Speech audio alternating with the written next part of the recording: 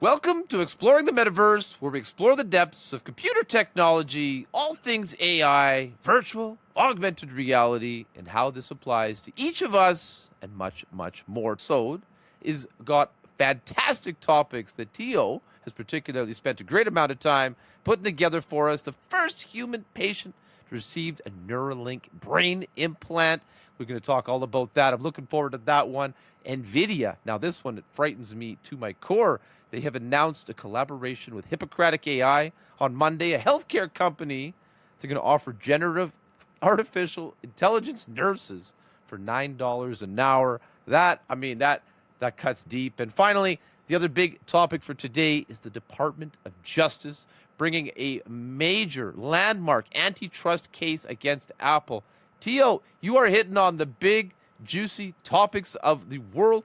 I think it's fantastic, and I'm really excited to get into it. Thank you very, very much for being here again today and all the hard work you've been doing to produce, put together, and keep this podcast getting better and better by the minute. What's going on? How you doing today, bro? I'm doing fine, Matt. How are you? Yeah, it's there's a lot of good topics out there. I am excited to talk about the Neuralink, but I'm as well frightened about the nursing situation there. That doesn't sound too good. We are what we are. We are a couple of nurses. That's our livelihood for now, right? I'm not working at an NVIDIA, unfortunately, so we have to keep it how it is. We're both a couple of regular working schmoes, just like probably most of you listening, and just trying to dig deeper, learn more, find the answers to the big questions that are, in the current news. And I think this implant of the Neuralink, it really hits so deeply with me, having worked a significant amount of my last 10 years of my career on a spinal cord injury unit. And of course, the individual who received this implant is actually a quadriplegic. And, just a brief explainer is that basically you're receiving a injury that damages your spinal column in the upper part of your neck or around the shoulders, in the cervical spinal cord area. And this, of course, you lose function in your arms and your legs, the whole body below the point of the injury. And Neuralink and many companies before them are working on implanting what do you call them? Little mini computers, an implant that communicates with. They are basically like connections. They reestablish connections of the nervous system, the synapse, in order to basically give back function to somewhat function to quadriplegics, and yeah, so the first thing that somebody would actually do is play the whole night at Civ 6. I've never played that would be the first thing. Civilization game series, but it's been around for a long time and very, very. Yeah. It's exciting because I've spent this time with these individuals who need us for everything, and I think the greatest. Well, it's so difficult for me to speak on behalf of someone who's experienced an injury to that degree, but based on my, compassionate and empathetic nursing experiences, it just seems to me that the lack of control in your life to be able to decide, when you're going to pick up something like your phone, or when you're going to take a drink, or when you want to watch a video or send a message to a friend. And well, we haven't yet developed, they're working on the robots to replace us, but we'll talk about that right away. But when you are able to give an individual who has lost essentially all control, a large amount of it back, to me, that is the beautiful humanity behind it. And I know a lot of people are going to look at this as some, negative thing, and maybe they're going to think, oh, they're going to put a chip in all of us, and, this is going to be a major bane to society. But the nurse in me, I look at it as something that is just so beautiful, so optimistic, so potentially awesome. I mean, I don't know if you've worked with spinal cord patients. Is that something you've... I did once or twice, but I don't have near enough experience with it. Not the experience that you have with quadriplegics. Absolutely. But even So still, you don't I need to have gone through it as many no. times as I have to understand. Like now, you can't use your hands, but now you can, send a FaceTime to your mom or whatever your loved one, without having to say, "Hey, can you help me? Hey, can you please Yes, push the button? Hey, can you they're do that?" completely dependent. They're Yeah, and it's completely so dependent. beautiful for me. And I get how, like anything, any sort of device or technology can be weaponized or turned into a negative if you so choose. But as a non-bad actor, as a healthcare provider, and as a very interested tech enthusiast, I think this is an incredible um, merging, a synergy between technology and humanity that can really give life some semblance of life back to people who need it the most. Until you don't actually like stop and think about how this affects you, how the fact that you cannot move your voluntary muscles anymore, and how this will affect your life, you won't nearly comprehend how fortunate we are compared to these people, and how fortunate we are to see technology giving them a little bit of freedom slowly back, uh, to even to play games or Mario Kart, to he played Mario Kart. Like, that's exactly. amazing. How could you And do that? There's so many complex button presses and details required. Yes, it's just like a left stick and a right button and maybe a little couple of trigger buttons to get the boost going. Yes, I can beat you at Mario Kart. But like, are you and sure? oh, and I, yeah, and in the article it said that it was his brother and his dad. They wouldn't let him win. That is the true spirit of Mario Kart. Like, if you guys read the article, Yeah. the links should be in the description of the podcast. I just thought that was really in the spirit of gaming, and it gave him this moment to connect with his loved ones in a way that felt normal, that felt regular, and he didn't feel different. He just got to be a regular member of the family again, and it just touches me so much to see how something that was announced so relatively recently has come so far so quickly and been able to achieve this limited but really optimistic success. Yeah, it's something incredible. It's giving a little bit of freedom back to somebody that thought that they would never be able to enjoy a passion that they had before. It's incredible. It's even though it might seem like a frugal thing or something that is not worth Yep. mentioning, or what yeah, as I said, what would you do first if you have the possibility of taking advantage of this tech? Yeah, no, I want to play video games. If it's somebody that used to play video games and doesn't have the ability of using their hands anymore to use a controller or whatever, or even people that this is we're talking about a quad, but even people that need accessibility, Yeah, it's not this just for is quadriplegics. Like, I get that. I exactly just think this is such an outstanding use case yes, scenario for them to really make public first and and foremost. you give them that freedom again to enjoy something that they had passion for. Yeah. It must be an incredible feeling for the people that made this happen, and for the patient that was able to experience it one more time, or Right? maybe experience it for the rest of their life, and having something that they can do again independently without relying on anybody else beside them. I feel like it's not that far away that this kind of technology jumps from being like, I'm not saying that this is like, I would say, simple functionality, right? And now what happens when they can design the interlink between human sight and the brain? So now, instead of creating this technology that only can operate, say, through the computer, you're interlinking to the computer. Now, if we're Yeah, designing, bionic components that could aid a sightless person to become sighted once again, perhaps even born at birth to be blind. I mean, this kind of first step really can lead to bigger and greater and more exciting things moving quickly and absolutely continuing to change the lives of people. Now, it kind of scares me that those eyeballs could be put into the robots. That anyway, all is good, Tio. going We're back. still saving Yeah, lives. yeah. well, obviously, we have to talk about the downside of this and what the controversy that's Yes, behind Neuralink and whatever. We have to please mention do. that because it's just fair, and the fact that Please. they started uh, using this technology and experimented this technology on animals without when we are trying to move away from this kind of tests on the animals. They've been criticized a lot for that, but so we have to consider that, and we have to consider how they got to this point. But it's exciting to a certain degree to see this work. I do not condemn what they did to get to this point, but it's a step in the right direction for people that really could benefit from this kind of technology.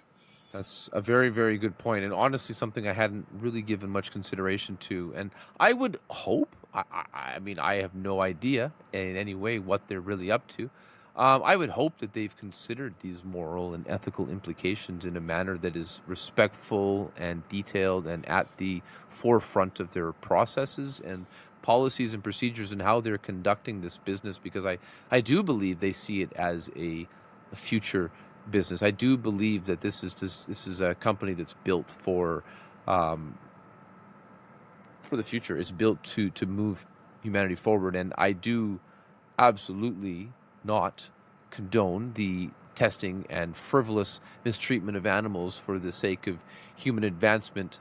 However, I do believe that in some controlled use case situations that I am not the one to define, um, you know, I understand that to move forward, sometimes we have to make sacrifices, and I just hope that they're not made in vain and without every possible aspect of humanity and, what's the equivalent for animals? Humanity and animality? I mean, is that a word? But I, I know it's a bit of a conundrum, and I don't want to sound insensitive, but I do support the research. I do think that's important, and especially when we're actively changing lives of people, I do put that as a priority in my mind.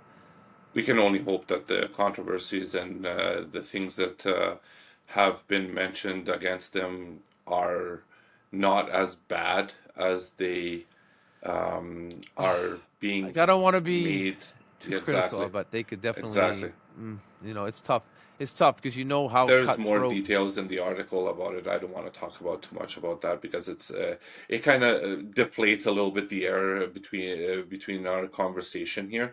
But it's worth mentioning that if there's an upside, I hope that this upside comes without the sacrifice of other living beings. I Without mean, I couldn't agree more. Thank you for that. We want to move ahead to another Yeah, topic that maybe will make maybe it'll make somebody else laugh, but certainly not us. it's this one. $9 an hour, bro. I don't Oh man, know. I can't work for that, man. Not with the price of gas today. A dollar Exactly. 50 Canadian a liter here on the 27th of March 2024. I I think this is incredible, and I think this is the kind of thing that we all in this industry try to push forward, and in our minds think of ourselves as completely indispensable and the dispensers of highly specialized information that is a little bit or a lot gate kept by our profession and by our industry so that we can be the purveyors of the very best medical advice and information. But I think it's clear that the future is upon us, that we might not always have all of the answers to every question in every scenario at all times. What do you have to say about this, Mr. Teal? I think you're What is right. going on? What is going on here? Tell us what So Nvidia is proposing. basically, NVIDIA is announced a collaboration with a company called Hippocratic AI, and basically they are offering their AI generated software and hardware to uh, basically give some basic medical information and medical how can you say, advice Advice. to patients uh, through AI for just $9 an hour. So now, in what, like, let's just take me back a step here, and let me just pretend that I'm now this new patient in your advanced healthcare facility, and I require some information about something specialized to my care. What does it look like for me to get this AI bot, this treatment? What is it? How are they delivering this So care, basically, if you can call it's, it that, to the patients? I guess, kind of. I don't It's think that like, that I would be don't care care, in enough to my do it, so opinion. I'll get the robot Exactly. to do it. But that's another Exactly. conversation. If I wasn't a nurse, I might not feel quite so strongly about. Exactly.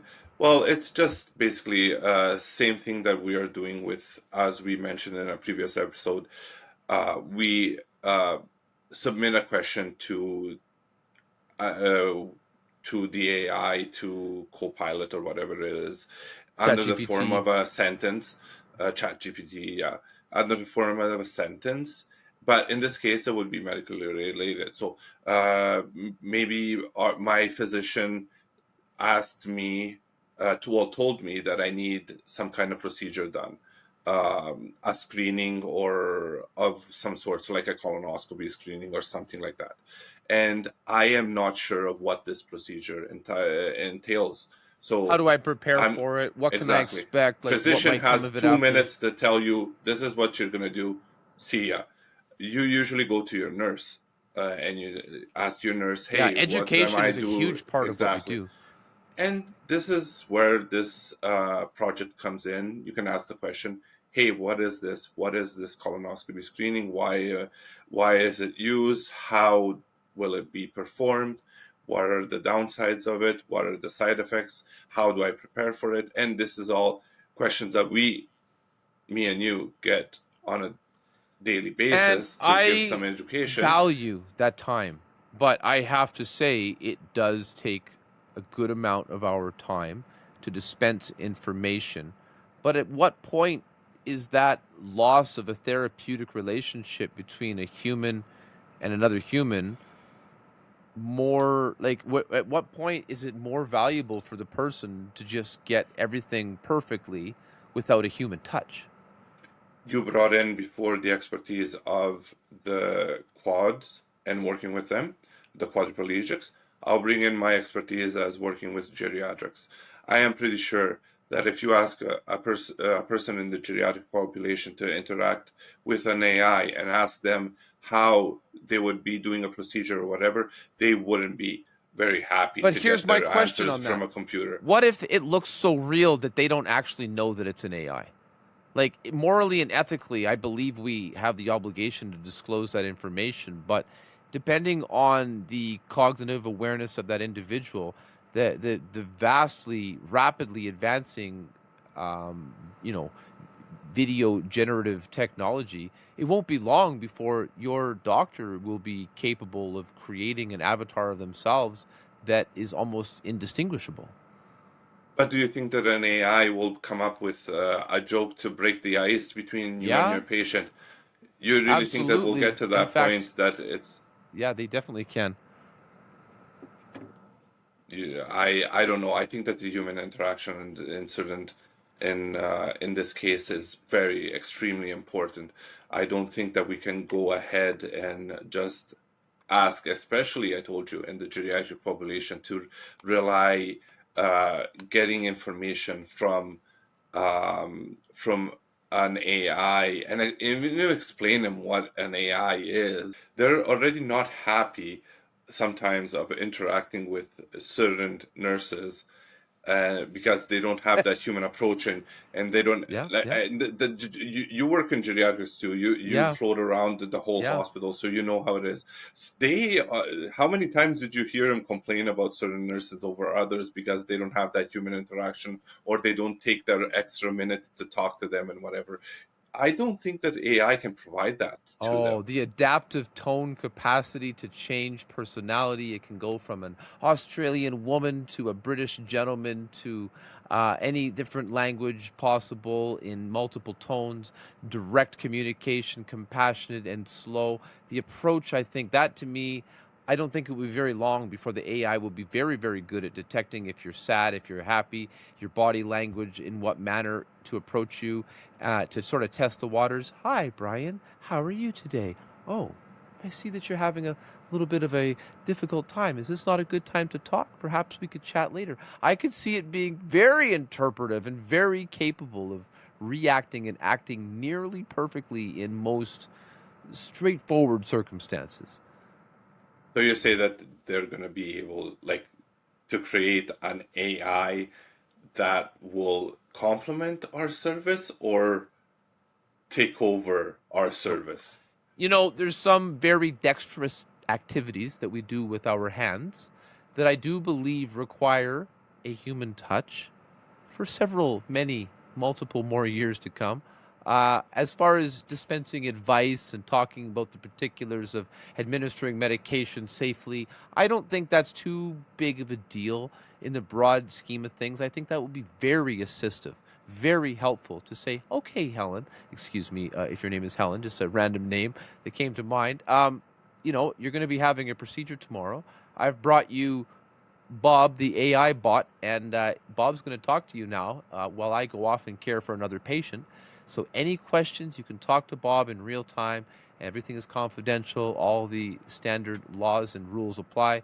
And I think in many cases, people will prefer the expertise, the reassurance of knowledge behind that AI once they learn how much it really knows. And I, yes, I have nursed for 17 years and I have a good idea about a large number of topics. I could not for a moment pretend that I'm an expert on everything, nor is anyone in our field. And it's very well Absolutely not. discussed and known that the power of an interdisciplinary team of multiple individuals working together, each at their utmost capacity. But even in an institution with 5,000 people, you can't compare with the capacity of a large language model that's focused on X amount, an insane amount of medical data and precedent before it. I don't know that I would trust you over the AI in probably a short amount of time from now. I'm sorry. No, I understand where you're coming from. Absolutely, like the factuality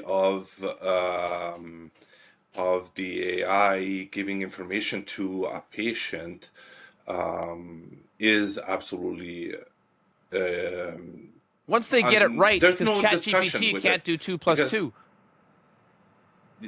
but there's no discussing that they're factual. They will give you exactly what's happening and whatever.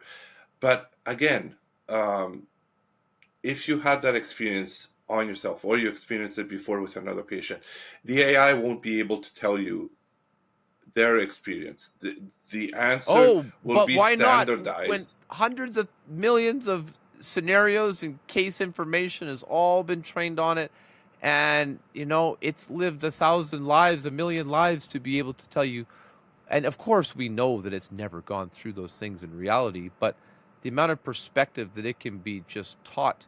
Like if I am your nurse, I've never had my gallbladder removed, but I can still be empathetic to what it's like to have a gallbladder removed.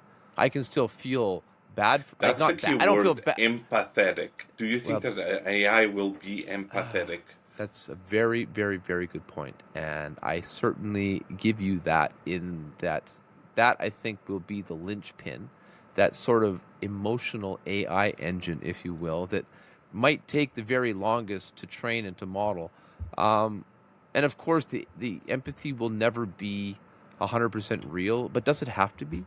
Because my professional empathy sometimes is professional, and my personal empathy is personal. And the sort of how much empathy does a patient require to feel cared for? Do they need me to care for them like a mother cares for a child?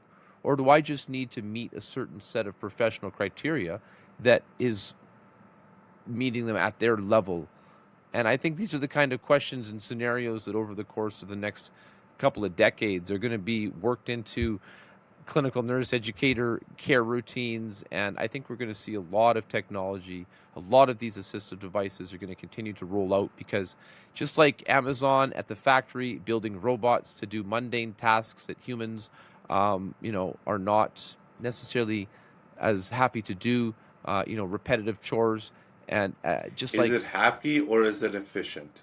it is efficient. And I think from the business side of it, and everyone, the business model of healthcare is always a struggle on the funding side because of the fact that, especially here in Canada, we are Canadian, it doesn't have the kind of return on investment that other money might have. And then every dollar that goes into it is highly scrutinized. And if we can provide X amount of value to the patient for proportionately less money overall that we could direct to other areas of care that are perhaps lacking in our health region, then I don't see how, as a responsible board of directors, they could say no to this kind of tool once the price truly is $9 an hour, and I'm looking for, proportionally more than that, just so that I can live and pay my bills. So I think it's an inevitability just based on the sheer scalability and cost savings without even getting into the morals and ethics of it.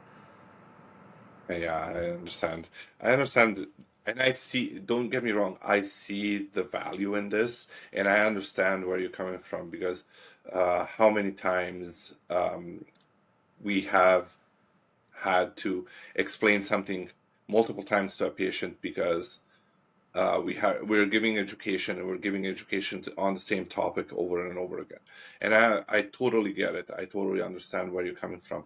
I just don't know if certain people will accept this. Maybe in the future. It's But what if always we that. only It's use it on 80% of the patients who consented, the other 20 who said no thanks? We're still saving a ton of valuable nursing hours. And we all know about the crises in many health jurisdictions of staffing levels being a challenge in our health region. I speak no ill will of the excellent efforts bestowed upon us, but it is a challenge across the industry. And I have witnessed firsthand at times difficulties with staff, and I just think that this is the kind of technology that, when used responsibly as an augment to our existing roles, could really free up our hands and our brains for additional care while everyone's needs are being met more efficiently. yeah, that I agree with the augment. Let's keep it at the augment, right? Did Let's keep it at that. Yeah, and I don't want them to take my job. I don't think they can do a better job at consoling a distressed family member over a dire and desperate health emergency. I don't think that they can provide the, how do you describe it on a podcast? The intimate care that needs to be administered at times. I don't know that I want a robot, getting up in there. Oh Jesus! Oh, okay. Excuse me. I don't know that that people are ready for that. I don't know that the sweet little Baba is going to be quite. Yeah, No, bring me a girl. I don't want this machine. Take out of here. yeah, And I say exactly, that with due exactly. respect and understanding that it's not going to work in every room in the building. Let's put it that way. And perhaps for, from the education point, I think, I don't want to scare the educators, but I really think from an education, patient education, and there's certainly aspects of it that could be, very, very helpful. Yeah, I told you, if it stays an augment to what we can provide and it gives us the opportunity to provide better care in other circumstances, meanwhile, something is doing our job with another patient, absolutely. Do you think But do you think I don't Apple think, is going to be able to build the Apple healthcare bot? Do you think that would play into their monopolistic practices? oh yeah, if you buy the Apple X-ray machine with the Apple MRI machine and the Apple server that works with the Apple Watch. Did you Well, now tell me let's more tie it about in. this article, because I feel like we have talked about the excellence and the potential and the downsides of having AI at the bedside, but what is happening in in the United States with the Department of Justice, TO. It seems to me that we have another multi-year, massive, potentially drawn out legal drama between one of, used to be formerly, the largest company in the world and arguably, if not obviously, the most powerful country in the world. What are they getting down with over there? What's going on with our friends down south? Basically, they're going after Apple for things that they've been doing for so long that just incrementally are getting worse. Like That's a good way of the putting it. it's the fact that they are locking down more and more, or not locking down their ecosystem, but they're making it as if you cannot enter it with anything else than an Apple product. They're complaining about the fact that so the DOJ, or the Department of Justice, basically is bringing out a lawsuit towards Apple. Uh, and the major points that they're bringing are the fact that the Apple Store has monopolistic practices, like the fact that if you want to be on the Apple Store, and this goes back also to this lawsuit of Epic Games and whatever, that they're charging you 30% of any profit that you make on the Apple Store, and there's no other way to reach Apple customers with an app Well, why should that. there be? Why should I, as Apple, be like, oh, I've done all this advertising, marketing, research, and development. I've created this beautiful, functional, and desirable product. Why should I make it easy for my competitors to come along and use my hard work through effort to their benefit? Why should Apple And do that's that? Apple's point, right? But for the consumer point, Oh, yeah. and I do have both opinions. I'm not one sided on the view exactly, here. and that's the consumer is, why am I paying a premium when I can maybe get something else from somewhere else for cheaper? They're complaining about the fact that as an Apple user, you cannot use any other smartwatch other than an Apple Watch, and on the other hand, Android users, if they wanted to use an Apple Watch on an Android phone, they cannot use it Why because should they they be are. able to? Like, I don't understand personally why Apple should be obligated to I provide am this not. interoperability with a product that isn't from their suite of products. I am not a fanboy of any of the companies, I'm not either. I but have an app. I have an iPhone and I have a Windows 11 PC that I built myself.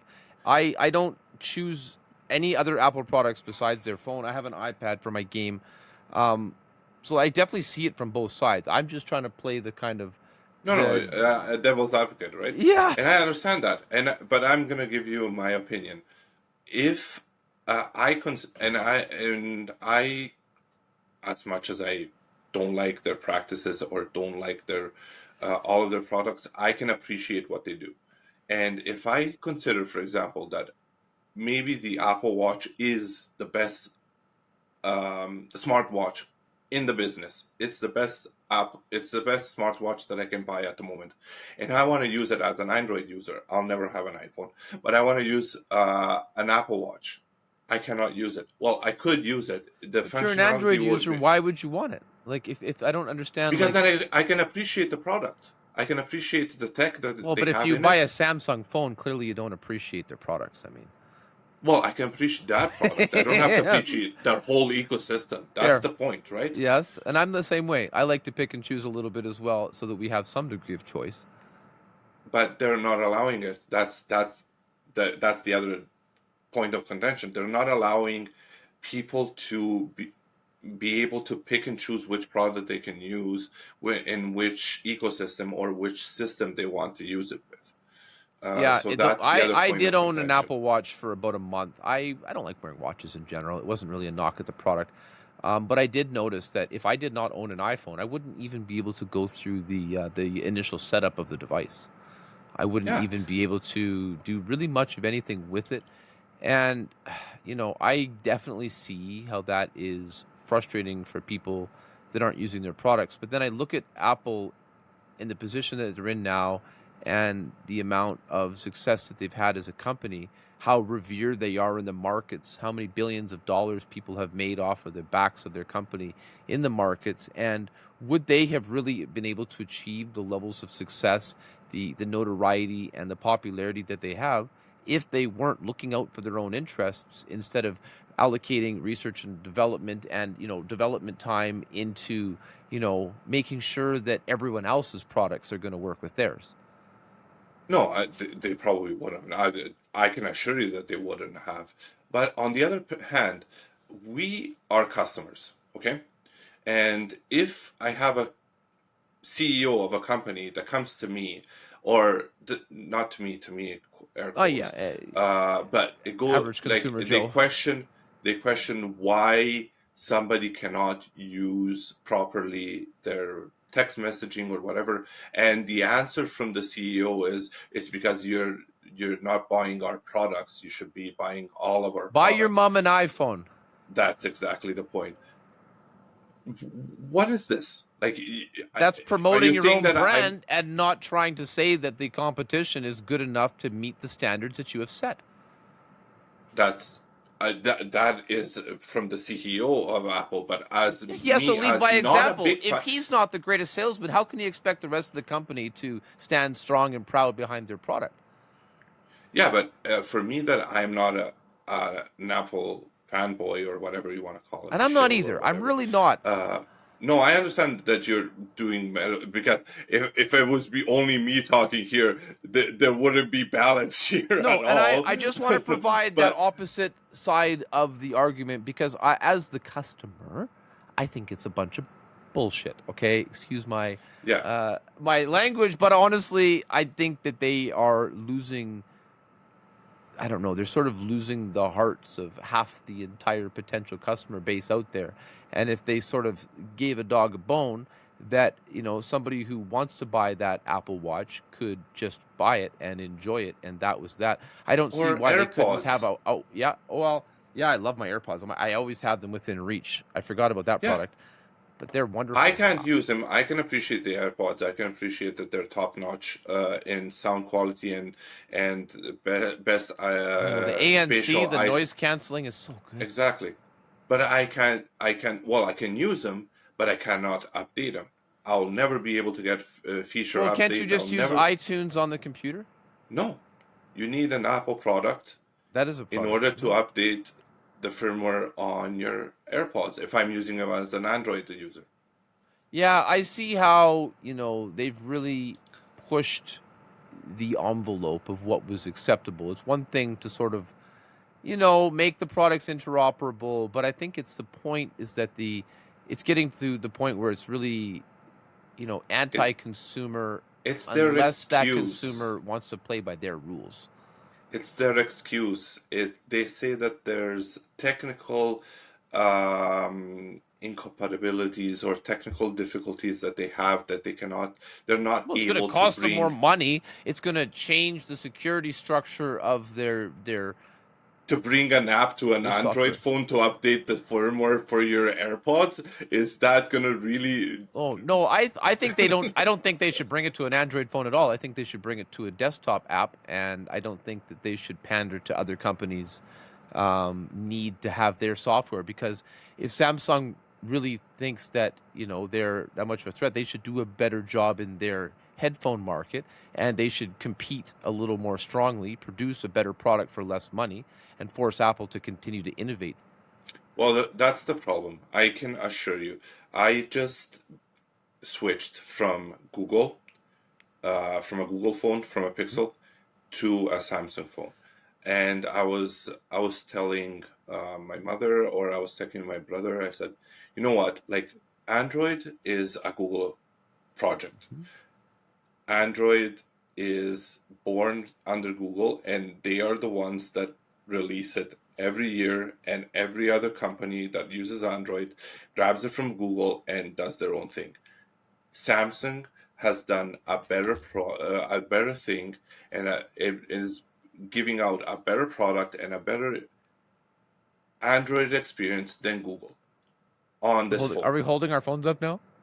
Yeah, no, but I'm just saying it's Mhm, it it mhm. it it's incredible the the the market fragmentation that Oh, Android has, and they cannot get, like, they cannot understand how Apple has done this, and not take all of the Apple things that they've done and close an ecosystem and whatever, but just grab the good things and give them to the customer, the same way Apple has been doing I do think for. the Apple mantra, if you will, does keep their customers first.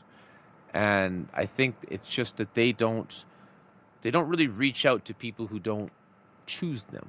They sort of keep it within the family, you know? Yes, that's what has made him a trillion-dollar company. The thing that I don't understand is that how come Samsung is unable to create the same buzz when they have a really good product, and I can assure you that they do. They can't create the same buzz that Apple is able to with Because it's their not a special products. club.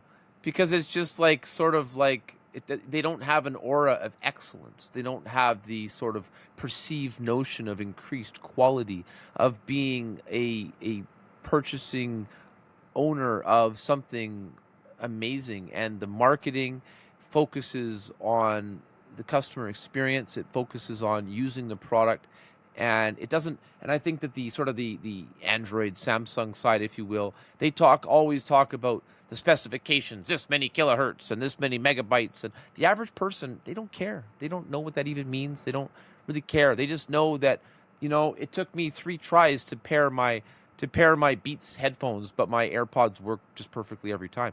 I've only ever had to mess with these, repairing them one time in over 2 years. I just put them in my ears and my phone works. And I never have to play around with it. I never have to make any difficult interventions just to enjoy it. Samsung is getting there. I can tell you that much Oh, I because believe it because I they know have. what they're up against, and they're a great Exactly. company. I don't mean to shit on them because Samsung is one of the best in the world. But that's what I mean. Samsung is getting there, but Google that releases the product. I have the Google Pixel Buds Pro, and those are the ones that I usually use. They work like crap with Hmm. a Google phone. They Great work sales pitch, perfectly Gio. fine. They work perfectly fine to. No, no, but I'm saying I don't understand how this is even possible. That you release a product that does not work with your product, your ecosystem, and you want to compete with Apple that has their own established ecosystem, but it works better with another competition, another company that's your competition, and it works better with theirs. Like Yeah. that's what I don't understand. And these companies keep doing the same They're mistakes. Eh, lacking visionary leadership. They're lacking an all-star like Steve Jobs who, or like Tim him or Cook. hate him, even Tim Cook has actually developed into this. Now, I've watched a lot of documentary about his past and how he came to be in Apple's leadership, and at the end of the day, he really does sort of carry the torch from Steve. He takes this sort of Hmm. mantra of making this best product, and I think it keeps the customer first. And I look at the other competitors, and it's not that the product isn't technically good because they almost always are, but I feel like they're not marketing it to the proverbial soccer mom. They're marketing it to the tech enthusiast. Well, because it has 67,000 Yeah, kilohertz. Okay, but the main consumer of this product doesn't care. The doesn't care. lady who's going to Yeah, buy it for her kids for Christmas, my mom who's going to get it for my son, but she doesn't care.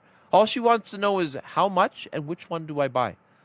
yeah, And is it going to be something that the kids are going to like?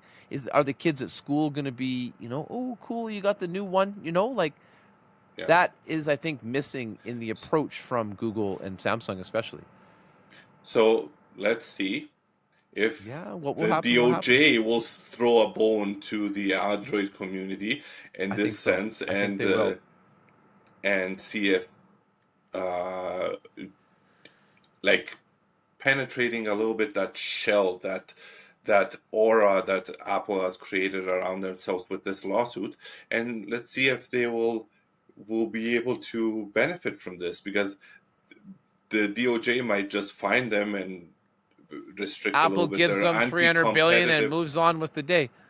anti-competitive practices, but at the end they'll still be the leader because nobody learned anything from this.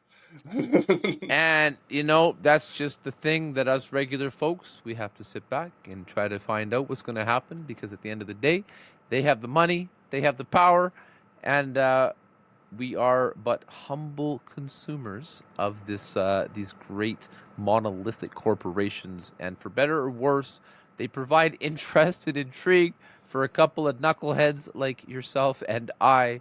Tio, I propose that we reconvene in a very near future and continue talking about such interesting subjects. I hope that would be okay with you, good sir.